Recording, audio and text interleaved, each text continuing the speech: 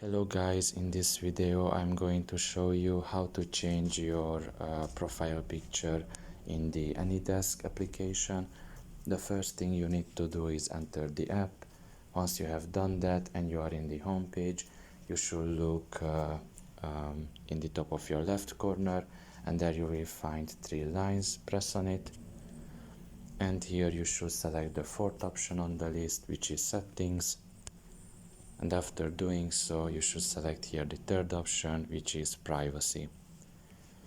Now you can see there your user name, which is Huawei STKLX1, and below that you can see the user image. Now you can just press on it, and you can either select a photo from your files or just take a photo with your camera right now. And after that, that file that you have selected will be instantly uploaded here. For example, if I press on it, I can choose this file, and you can see that it is instantly selected here.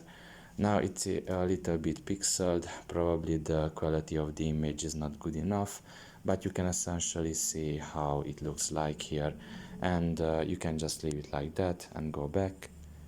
And after that, if you go back once more, you will see that the user image wasn't changed, so you don't have to press anything to save it.